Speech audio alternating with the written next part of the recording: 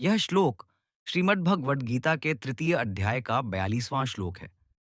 इस श्लोक में श्री कृष्ण मनुष्य के संपूर्ण आंतरिक ढांचे का क्रमबद्ध और अत्यंत सूक्ष्म विवेचन करते हैं।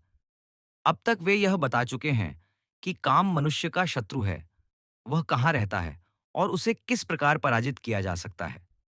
अब वे यह स्पष्ट करते हैं कि मनुष्य के भीतर कौन सा तत्व किससे श्रेष्ठ है, ताकि साधक यह समझ सके कि नियंत्रण किस स्तर पर स्थापित करना है। यह श्लोक आत्मसंयम और आत्मविजय का आधारभूत सूत्र है।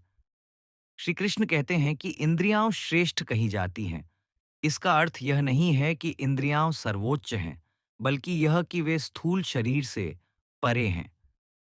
शरीर स्वयं जड़ है, उसे चलाने वाली इंद्रियां हैं।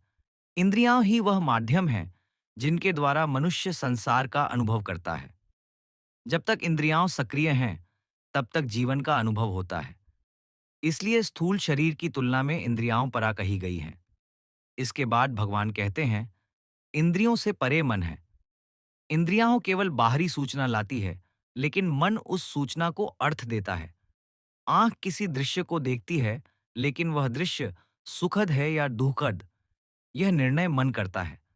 कान ध्वनि सुनते हैं, लेकिन वह प्रिय है या अप्रिय, यह मन तय करता है। इस प्रकार मन इंद्रियों से श्रेष्ठ है, क्योंकि वही अनुभव का वास्तविक केंद्र है।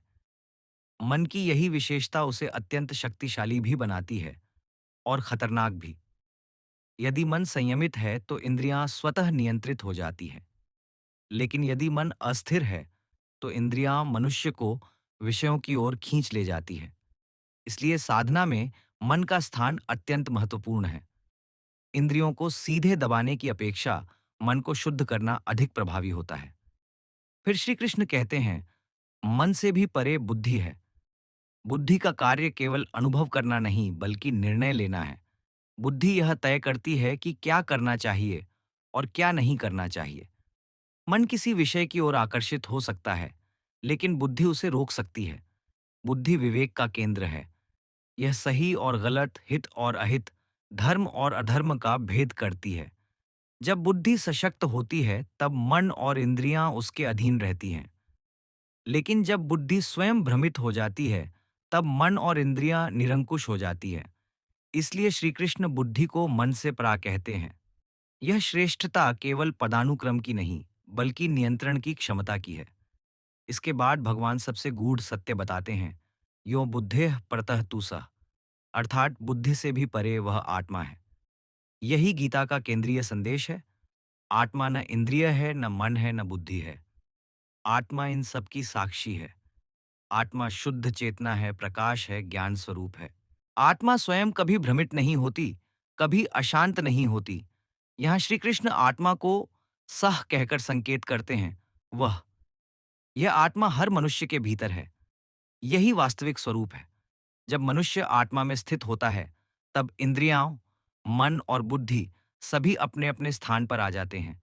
तब काम, क्रोध और मोह का प्रभाव स्वतः समाप्त हो जाता है।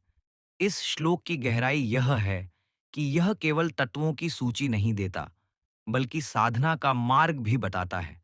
यदि कोई व्यक्ति केवल इंद्रियों के स्तर पर संघर्ष करता है, तो वह जल्दी थक सकता है। यदि वह मन के स्तर पर कार्य करता है, तो उसे कुछ सफलता मिल सकती है।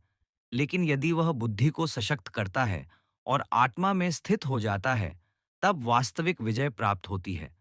यह श्लोक यह भी स्पष्ट करता है कि आत्म संयम का अर्थ इंद्रियों को दबाना नहीं, बल्कि उन्हें आत्मा के अधीन करना है।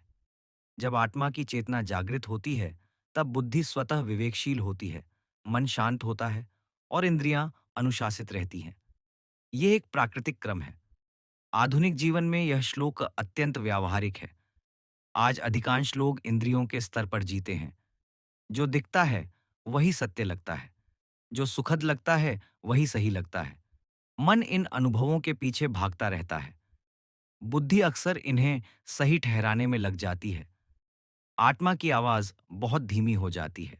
श्री कृष्ण का यह उपदेश हमें स्मरण कराता है कि हमारी वास्तविक शक्ति बाहर नहीं, भीतर है। इंद्रियां हमें संसार से जोड़ती हैं, लेकिन आत्मा हमें सत्य से जोड़ती है। जब तक मनुष्य यह नहीं समझता कि वह केवल शरीर या मन नहीं है, तब तक वह काम के प्रभाव से मुक्त नहीं हो सकता।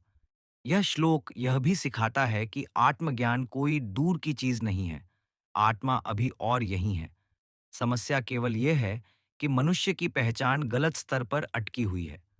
वह स्वयं को इंद्रिय, मन या बुद्धि मान लेता है, और जब ये स्तर विचलित होते हैं, तो वह स्वयं को भी विचलित मान लेता है। श्री कृष्ण यहाँ अर्जुन को एक आंतरिक सीढ़ी दिखा रहे हैं।